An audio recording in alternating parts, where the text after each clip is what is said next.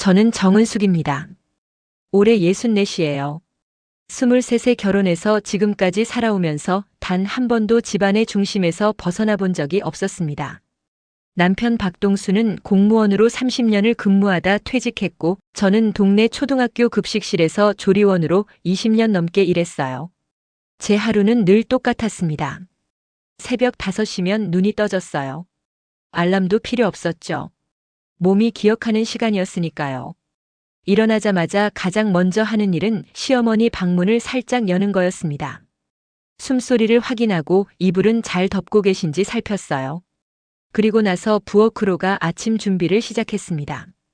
시어머니께서 드실 미역국을 끓이고 밥을 지었습니다. 아침 6시 반이면 시어머니가 일어나셨어요.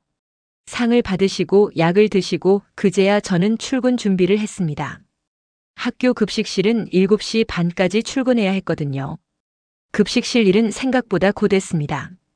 아침에 출근하면 제일 먼저 하는 일이 감자 깎기, 양파 까기였어요. 아이들 800명분의 식사를 준비하려면 재료 손질만 해도 2시간은 걸렸습니다.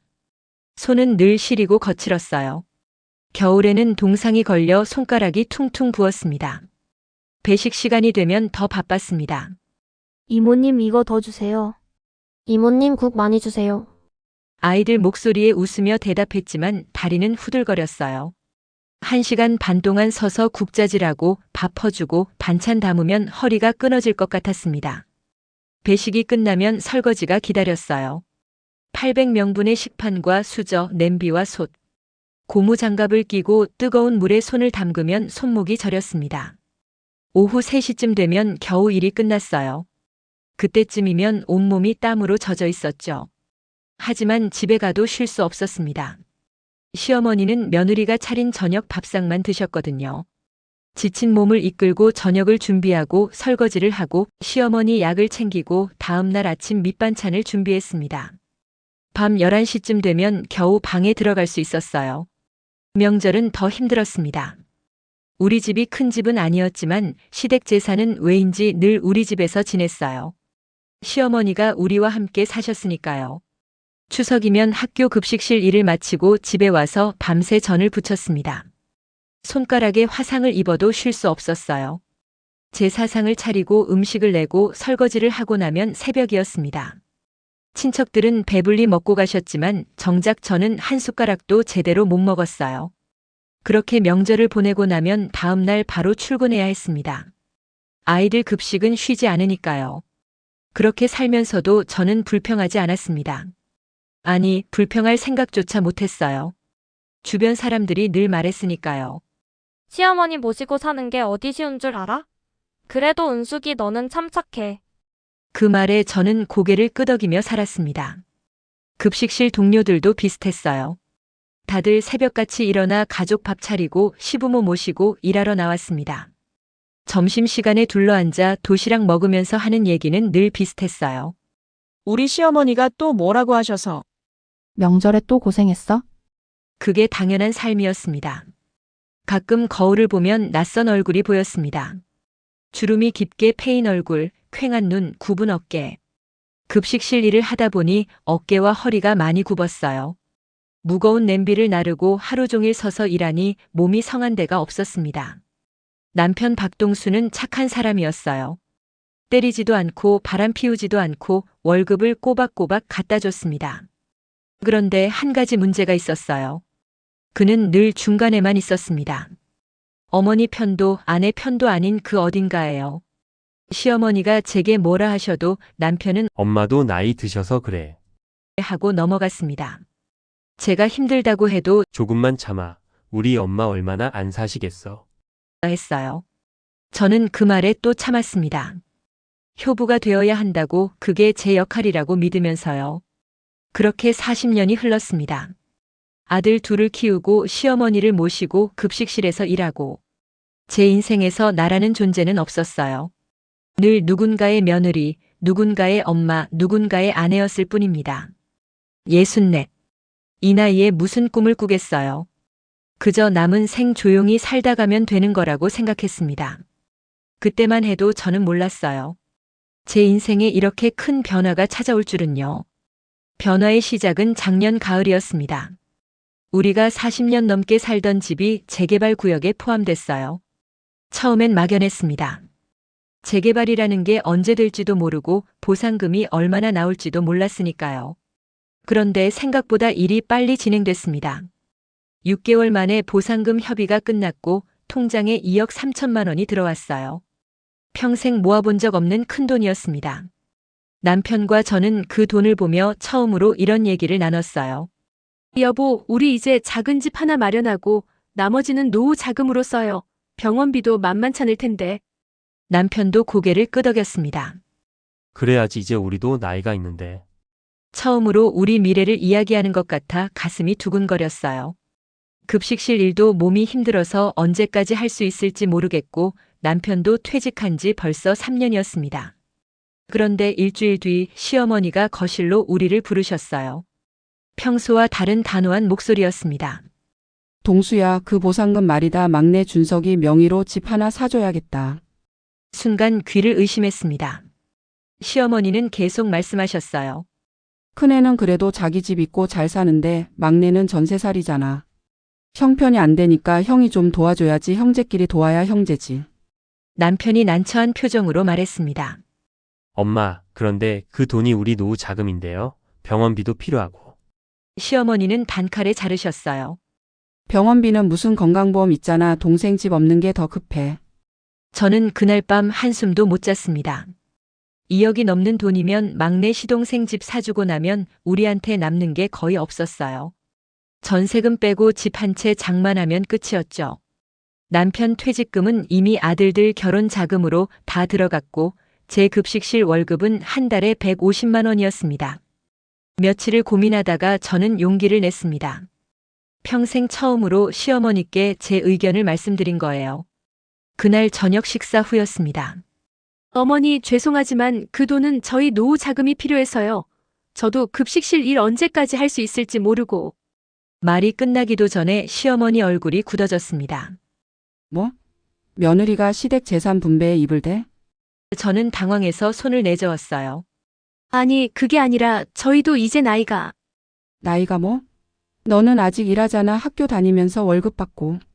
동생은 당장 집이 없다고. 그날부터 시어머니의 태도가 완전히 달라졌습니다. 아침 밥상을 받으시면서 국이 너무 짜네. 하셨어요. 전날까지 아무 말씀 없으시다가요.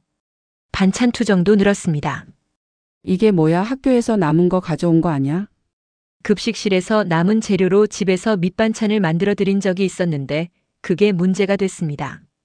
남의 집 밥이나 해주고 월급 받는 주제에 집안일에 참견이야. 더 힘든 건 남편이었습니다. 남편은 여전히 중간에 서서 어정쩡했어요. 엄마 말씀도 일리가 있어. 동생이 형편이 안 좋은 건 사실이잖아. 그러면서도 당신 말도 맞아. 우리 노후도 생각해야지.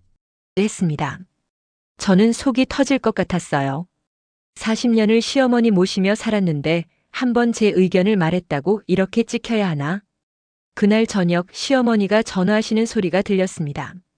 며느리가 돈 생기니까 태도가 달라졌어. 시동생 집도 안 사주려고 해. 학교에서 월급 받으니까 배짱이 생긴 거야. 다음 날 급식실에 출근했는데 몸이 천근만근이었습니다. 감자를 깎다가 그만 손을 베었어요. 동료가 놀라서 물었습니다. 은수가 괜찮아? 요즘 무슨 일 있어? 저는 고개를 저으며 웃었습니다. 아니에요. 그냥 실수했어요. 점심 배식 시간에 아이들 밥을 퍼주면서 눈물이 났습니다. 이모님 괜찮으세요? 한 아이가 걱정스럽게 물었어요. 저는 황급히 눈물을 닦으며 말했습니다. 아니야, 양파 썰어서 그래 국 많이 줄까? 집에 돌아오면 차가운 공기가 기다렸습니다. 시어머니는 방에서 나오지도 않으셨어요. 남편은 소파에 앉아 멍하니 TV만 보고 있었습니다. 40년 결혼 생활에서 가장 외로운 시간들이었습니다. 저는 매일 밤 혼자 울었습니다. 이게 맞나? 평생 참고 살았는데 노후 준비하겠다는 게 그렇게 잘못된 건가? 그렇게 한 달이 흘렀습니다. 그때 저는 몰랐습니다. 이 갈등이 제 인생을 완전히 바꿀 전환점이 될 줄은요. 결정적인 날은 일요일 점심이었습니다. 시댁 친척들이 다 모이는 날이었어요. 큰아들 내외와 손주들, 막내 시동생 내외 시누이까지 모두 15명쯤 됐습니다. 저는 전날부터 준비했어요. 토요일 급식실 일을 마치고 시장에 들러 장을 봤습니다. 갈비찜 할 고기, 전 부칠 재료 나물 5가지. 장바구니가 무거워 팔이 저렸지만 택시는 아까워서 버스를 탔습니다.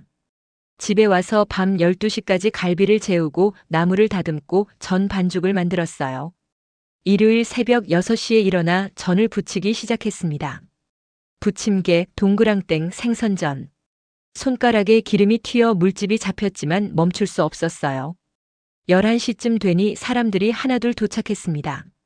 어머, 올케 언니 고생했네. 시누이가 말했지만 부엉기를 거들진 않았어요. 다들 거실에 앉아 TV를 보거나 스마트폰을 만졌습니다. 정오가 되어 밥상을 차렸습니다. 시어머니가 상석에 앉으시고 가족들이 둘러앉았어요. 우와, 오늘 진짜 푸짐하다. 손주들이 좋아했습니다. 저는 부엌을 오가며 부족한 반찬을 더 내왔어요. 그때였습니다. 막내 시동생이 입을 열었어요. 형님, 그 재개발 보상금 얘기 좀 합시다. 어머니 말씀 들으셨죠? 식탁 분위기가 순간 얼어붙었습니다. 남편이 난처한 표정으로 대답했습니다. 그게 우리도 노후 준비가 필요해서. 막내 시동생이 목소리를 높였어요. 형님은 공무원 연금 나오잖아요. 저는 당장 전세 만기인데 갈 데가 없어요. 시누이가 거들었습니다. 오빠, 동생 좀 도와줘야지. 형제가 뭐하러 있어? 큰아들 며느리도 한마디 했어요. 아버님 말씀도 맞아요. 근데 할머니 병원비도 생각하셔야죠. 그 말에 시어머니가 숟가락을 탁 내려놓으셨습니다. 병원비? 내가 아프기나 한 것처럼 말하네. 분위기가 험악해졌어요. 저는 부엌에서 이 광경을 지켜보고 있었습니다. 가슴이 두근거렸어요. 누군가는 말해야 했습니다. 제가 아니면 아무도 우리 노후를 지켜주지 않을 것 같았어요.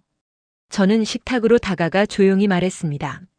어머니, 죄송하지만 저희도 이제 준비가 필요해요. 제가 급식실 일 언제까지 할 수 있을지 모르고 몸도 많이 안 좋아서. 시어머니가 제 말을 끊었습니다. 며느리가 집안 재산에 입을 대? 어머니, 그게 아니라 저희가 모은 돈도 들어있어서요. 남편 퇴직금은 아들들 결혼시키느라 다 썼고. 뭐? 그게 무슨 소리야?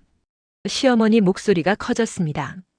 아들 결혼시키는 게 당연한 거지. 그걸 지금 들먹여? 그래, 학교에서 월급 받으니까 이제 목에 힘 들어가? 순간 시어머니가 앞에 있던 국그릇을 밀쳤습니다.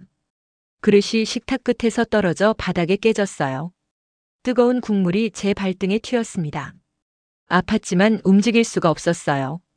식탁은 조용해졌습니다. 손주들이 겁먹은 눈으로 저를 쳐다봤어요. 남편은 고개를 숙이고 있었고 시동생은 시선을 피했습니다. 아무도 말리지 않았어요. 그 침묵이 국물보다 더 뜨겁게 가슴을 태웠습니다. 시누이가 어색하게 웃으며 말했습니다. 에이, 다들 밥이나 먹어요. 언니가 힘들게 준비한 건데. 마치 아무 일도 없었던 것처럼 식사가 재개됐어요.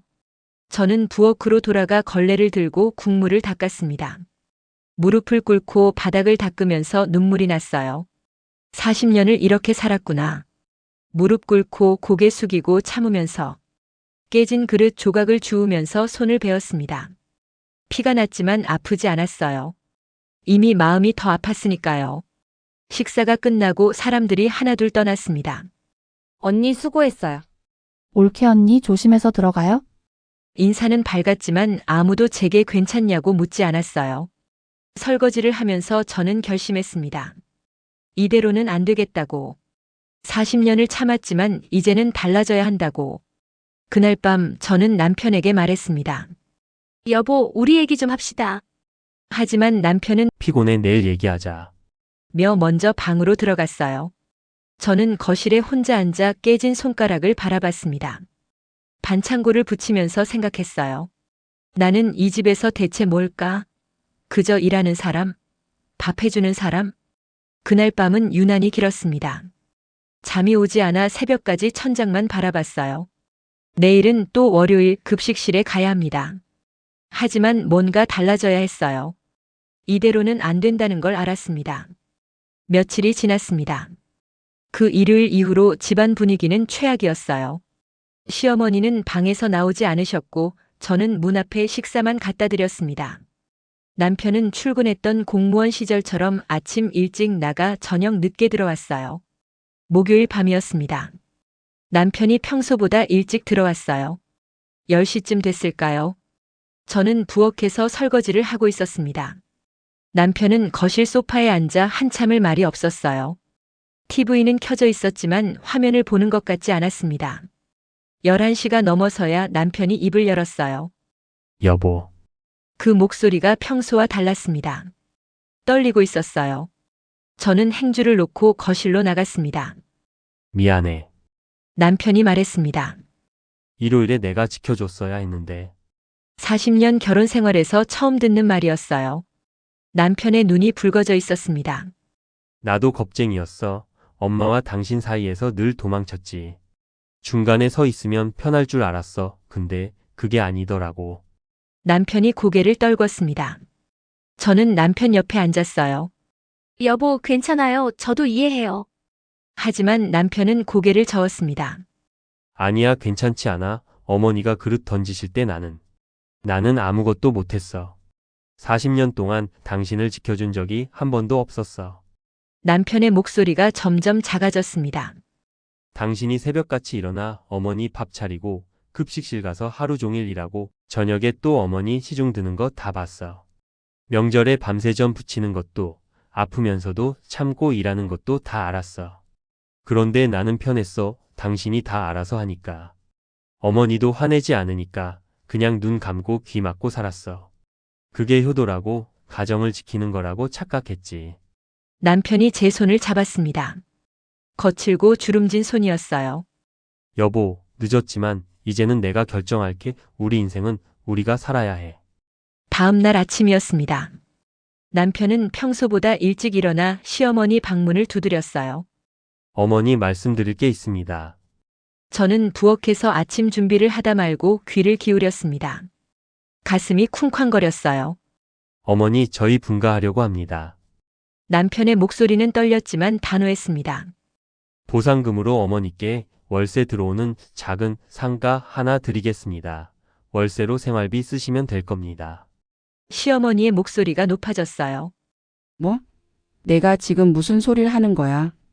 그리고 막내는 제가 도와줄 순 있지만 집을 사줄 순 없습니다. 저희도 이제 준비해야 할 게 많습니다. 이 불효 자식이. 누가 널 키웠는데? 시어머니가 소리쳤습니다. 어머니가 키워주신 건 평생 감사합니다. 하지만 이제 저도 60입니다. 제 가족을 지켜야 할 나이입니다. 방문이 벌컥 열렸어요. 시어머니가 나오셨습니다. 은숙이가 너를 꼬드긴 거지? 그렇지? 남편이 제 앞을 가로막았습니다. 어머니, 제 결정입니다. 아내 탓하지 마세요. 저 애가 학교 다니면서 돈 맛을 알더니. 시어머니가 저를 손가락질했어요. 하지만 남편이 시어머니 손을 내렸습니다. 어머니, 그만하세요. 아내는 40년 동안 잘못한 게 없습니다. 그날 하루 종일 집안은 난리였습니다. 시어머니는 방에서 울부짖으셨고 전화로 친척들에게 하소연하셨어요. 불효 자식이 늙은 어미를 내쫓는다고.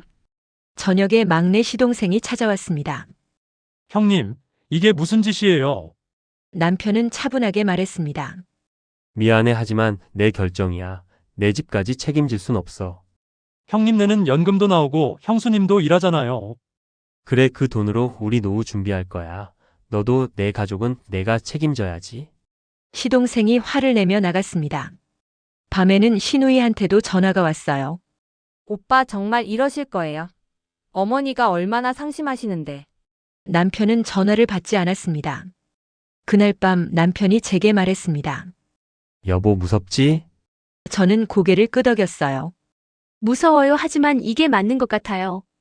나도 무서워. 평생 착한 아들로 살았는데 이제 불효자가 됐으니까. 근데 알았어. 착한 아들이랑 좋은 남편은 다르다는 거. 남편이 제 어깨를 안았습니다. 40년 늦었지만 이제라도 당신 편이 되려고. 미안해. 그리고 고마워. 그동안 혼자 버텨줘서. 저는 남편 품에서 울었습니다. 서러워서가 아니라 안도감에 울었어요. 40년 만에 처음으로 누군가 내 편이 되어준 기분이었습니다. 일주일 뒤 우리는 짐을 쌌습니다. 시어머니는 끝까지 말을 섞지 않으셨어요. 하지만 우리는 멈추지 않았습니다. 늦었지만 이제라도 우리 삶을 살기로 했으니까요. 이사하는 날 아침 시어머니 방문 앞에 편지를 놓았습니다. 어머니, 40년 동안 감사했습니다. 건강하세요. 짧은 편지였지만 제 진심이었어요. 우리는 읍내 작은 빌라로 이사했습니다. 방 2개에 거실 하나, 부엌이 딸린 20평짜리 집이었어요. 40년 동안 살던 집보다 훨씬 작았지만 처음으로 눈치 보지 않는 공간이었습니다. 첫날 밤 저는 부엌에 서서 한참을 멍하니 있었어요. 아침에 누가 먼저 일어나는지 신경 쓰지 않아도 됐습니다. 국이 짜다는 소리를 듣지 않아도 됐어요. 그게 얼마나 편한 건지 그때 처음 알았습니다. 남편이 뒤에서 제 어깨를 감싸 안았어요. 여보, 괜찮아? 네, 괜찮아요. 아니, 너무 좋아요. 저는 남편을 돌아보며 웃었습니다. 40년 만에 처음으로 마음 편히 웃는 것 같았어요. 하지만 적응하는 게 쉽지만은 않았습니다. 아침에 일어나면 습관적으로 시어머니 방문을 여는 신용을 했어요. 밥을 하면서도 혹시 짜지 않을까 계속 간을 봤습니다. 몸에 밴 습관은 쉽게 사라지지 않았어요. 일주일쯤 지났을 때 큰아들 준호가 찾아왔습니다. 엄마, 괜찮으세요? 아들의 걱정 어린 눈빛을 보니 눈물이 났어요. 괜찮아. 오히려 이게 더 편해. 할머니가 계속 전화하세요. 아빠 불효자라고. 준호가 조심스럽게 말했습니다. 남편이 대답했어요. 할머니한테 미안하지만 이젠 우리 삶을 살아야 해. 넌 이해해주지. 준호가 고개를 끄덕였습니다. 사실 저도 엄마가 너무 힘들어 보여서 걱정했어요. 할머니 모시느라 엄마가 얼마나 고생하셨는지 다 봤어요. 아들이 제 손을 잡았어요. 엄마, 이제 좀 웃는 것 같아요. 그 말에 그동안의 세월이 한꺼번에 밀려왔습니다. 저는 울면서 아들을 안았어요. 고마워. 준호야, 엄마 걱정해줘서. 한 달쯤 지나자 조금씩 달라지기 시작했습니다. 아침에 일어나는 시간이 조금 늦어졌어요. 6시에 일어나면 됐습니다. 1시간을 더 잘 수 있다는 게 이렇게 큰 차이인 줄 몰랐어요. 급식실 일도 조금 편해졌습니다. 집에 가서 저녁 준비 걱정을 안 해도 되니까요. 남편이 저보다 먼저 와서 밥을 해놓기도 했어요. 여보, 내가 해봤는데 생각보다 어렵네. 그동안 고생했어. 남편의 서툰 된장찌개를 먹으면서 저는 웃었습니다. 간이 안 맞아도 재료가 서리고도 행복했어요. 누군가 저를 위해 밥을 차려준다는 게 이렇게 감동적인 일인 줄 몰랐습니다. 2달째 되던 어느 날 저는 결심을 했습니다. 급식실 일을 그만두기로요. 20년 넘게 다닌 곳이었지만 이젠 몸이 너무 힘들었어요. 손목과 허리는 계속 아팠고 아침에 일어날 때마다 온몸이 뻐근했습니다. 남편은 걱정했어요. 괜찮겠어? 수입이 줄어드는데.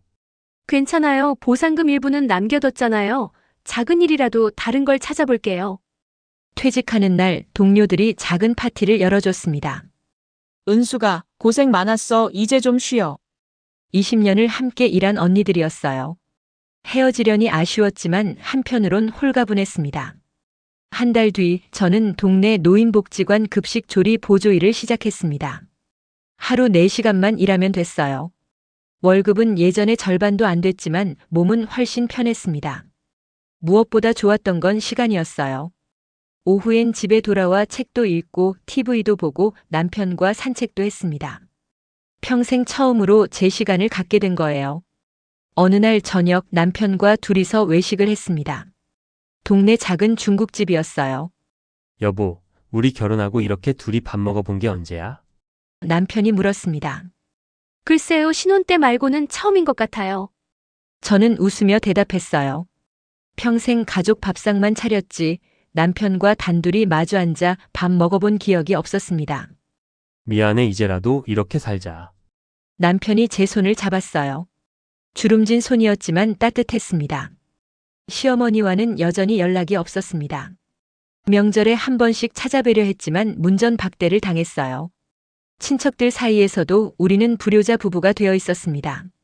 하지만 저는 더 이상 죄책감을 느끼지 않았어요. 효도와 희생은 다르다는 걸 이제야 알았으니까요. 시어머니를 모시는 것과 제 인생을 포기하는 건 별개의 문제였습니다. 어느 날 거울을 봤습니다. 여전히 주름은 많았지만 표정이 달라져 있었어요. 굳어있던 얼굴이 부드러워졌습니다. 아들 말대로 웃는 얼굴이 되어 있었어요. 64. 사람들은 늦었다고 말합니다. 하지만 저는 그렇게 생각하지 않아요. 평생 남의 밥상만 차리다 이제야 제 인생 한 끼를 차린 것뿐이니까요. 분가한 지 반년이 지났습니다. 계절이 바뀌고 또 바뀌었어요.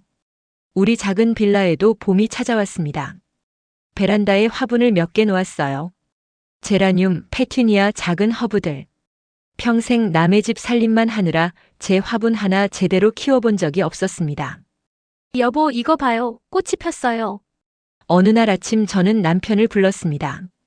제라늄에 빨간 꽃이 피어 있었어요. 작은 일이었지만 너무 기뻤습니다. 제가 심고 제가 물 주고 제가 키운 꽃이었으니까요. 남편도 변했습니다. 아침에 일어나면 먼저 커피를 내려요. 서툴지만 설거지도 하고 빨래도 갭니다. 40년 동안 당신한테만 시켰네. 이제라도 배워야지. 남편이 웃으며 말했어요. 복지관 일은 생각보다 보람 있었습니다. 저보다 나이 드신 어르신들께 식사를 대접하는 일이었어요. 은숙 씨, 오늘 국이 정말 맛있어요. 이 나물 묻혀주신 분 은숙 씨죠? 손맛이 좋아. 칭찬을 들으니 기분이 좋았습니다. 40년 동안 시어머니한테는 한 번도 들어본 적 없는 말들이었어요. 국이 짜다, 밥이 되다, 반찬이 없다는 말만 들었는데 말이죠. 복지관에서 친구도 생겼습니다. 같이 일하는 김영자 씨는 저와 비슷한 나이였어요. 은숙 씨, 우리 다음 주에 등산 갈래요? 동호회 사람들이랑. 등산이요? 저 그런 거 한 번도 안 해봤는데. 그래서 가는 거죠. 이제부터라도 해보는 거예요. 영자 씨가 환하게 웃었습니다. 저는 남편에게 물었어요. 여보, 저 등산 가도 될까요? 왜 나한테 물어? 당신 하고 싶으면 하는 거지. 그 말이 이상하게 울컥했습니다. 평생 누군가의 허락을 받고 살았는데 이제는 제가 결정할 수 있다는 게 신기했어요. 첫 등산은 힘들었습니다. 다리도 아프고 숨도 찼어요. 하지만 정상에 올랐을 때의 기분은 말로 표현할 수 없었습니다. 와, 경치 좋다. 저는 소리쳤어요. 옆에서 영자 씨가 웃었습니다. 그치? 인생 2층에서 사는 기분이죠? 그날 이후 저는 한 달에 2번씩 등산을 다녔습니다. 처음엔 작은 산이었지만 점점 높은 산에도 도전했어요. 땀 흘리며 오르는 게 힘들었지만 행복했습니다. 어느 날 시누이한테서 전화가 왔습니다. 언니, 어머니가 편찮으세요. 심장이 철렁했어요. 많이 아프세요? 병원에 입원하셨어요. 한번 와보시는 게. 남편과 병원에 갔습니다. 시어머니는 병상에 누워 계셨어요. 많이 야위셨더군요. 어머니, 남편이 조심스럽게 불렀습니다. 시어머니는 고개를 돌리셨어요. 가 불효자식 얼굴 보기 싫어. 하지만 목소리에 힘이 없었습니다. 저는 병상 옆에 앉았어요. 어머니, 제가 간호할게요. 내가?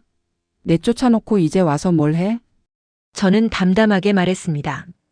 어머니를 미워하는 건 아니에요. 다만 저도 제 삶을 살고 싶었을 뿐이에요. 시어머니는 대답하지 않으셨습니다. 그날부터 일주일 동안 저는 병원을 오갔습니다. 식사 시간에 맞춰 죽을 끓여갔고 옆에서 시중을 들었어요. 예전처럼 눈치 보면서가 아니라 제가 원해서 하는 일이었습니다.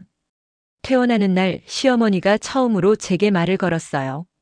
은수가 네, 어머니. 고생했어. 짧은 말이었지만 충분했습니다. 저는 시어머니 손을 잡았어요. 어머니, 제가 잘못한 것도 있어요. 좀 더 대화했어야 했는데. 그냥 참기만 했죠. 시어머니가 고개를 끄덕이셨습니다. 나도 며느리 고생하는 거 알았어. 근데 인정하기 싫었나 봐. 완전히 풀린 건 아니었습니다. 여전히 어색했고 서먹했어요. 하지만 이제는 최소한 서로를 인정했습니다. 시어머니는 시어머니대로 자식을 걱정하는 마음이었고 저는 저대로 제 인생을 지키려는 마음이었다는 거리요. 한 달에 한 번씩 시어머니를 찾아뵙습니다. 긴 시간은 아니에요. 한두 시간 정도 앉아 차 한 잔 마시고 오는 정도죠. 예전처럼 하루 종일 시중 들지는 않습니다. 그게 저한테도 시어머니한테도 더 좋은 것 같았어요. 지난 주말 남편과 영화를 보러 갔습니다. 결혼 후 처음이었어요. 팝콘을 먹으면서 영화를 보는데 남편이 제 손을 잡았습니다. 여보 행복해? 네, 행복해요. 거짓말이 아니었습니다. 64, 이 나이에 처음으로 행복하다고 말할 수 있었어요. 집에 돌아와 거울을 봤습니다. 주름은 여전했지만 눈빛이 달랐어요. 생기가 돌았습니다. 산에 다니고 웃는 일이 많아져서 그런가 봐요. 늦었냐고요? 아니요, 전혀요. 평생 남의 밥상만 차리다 64세 내 인생 한 끼를 차렸을 뿐입니다. 이제부터가 진짜 제 인생이에요. 남은 시간이 얼마나 될지 모르지만 그 시간만큼은 온전히 제 것으로 살 겁니다. 오늘도 베란다 화분에 물을 줍니다. 제라늄이 또 꽃을 피웠어요. 작지만 선명한 빨간색. 마치 제 인생 같습니다. 늦게 피었지만 그래서 더 소중한 꽃이에요. 정은숙 씨의 이야기 어떠셨나요? 64세 시작한 새로운 인생. 누군가는 늦었다고 말할지 모릅니다. 하지만 정은숙 씨는 이렇게 말씀하셨어요. 평생 남의 밥상만 차리다 이제야 내 인생 한 끼를 차렸을 뿐. 이라고요. 40년 동안 며느리로, 엄마로, 아내로만 살았던 한 여성이 처음으로 나로 살기 시작한 이야기였습니다. 시어머니를 모시는 게 잘못된 건 아니에요. 하지만 그것 때문에 자신의 인생을 완전히 포기해야 하는 건 아니라는 것, 효도와 희생은 다르다는 것을 보여준 이야기였습니다. 남편 박동수 씨도 달라졌습니다. 40년 동안 중간에서 눈 감고 귀 막고 살았던 그가 늦었지만 아내 편에 섰어요. 착한 아들과 좋은 남편은 다르다는 걸 깨달은 거죠. 지금 이 영상을 보시는 여러분 중에도 혹시 정은숙 씨처럼 살고 계신 분이 있으신가요? 평생 참는 게 미덕이라고 가족을 위해 희생하는 게 당연하다고 믿으며 사신 분들 말이에요. 늦지 않았습니다.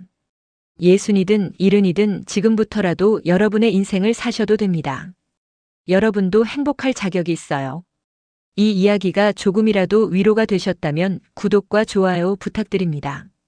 여러분의 구독과 좋아요 하나하나가 더 많은 분들께 이런 이야기를 전할 수 있는 힘이 됩니다. 그리고 댓글로 여러분의 이야기도 들려주세요. 혹시 비슷한 경험이 있으시거나 지금 고민 중이신 분들의 이야기도 좋습니다. 우리 함께 나누면서 서로 위로받아요. 다음 영상에서 또 다른 이야기로 찾아뵙겠습니다. 오늘도 여러분 모두 행복하세요. 늦은 나이는 없습니다. 지금이 바로 시작할 때입니다. 여러분의 소중한 인생, 여러분이 주인공으로 사시길 응원합니다. 감사합니다.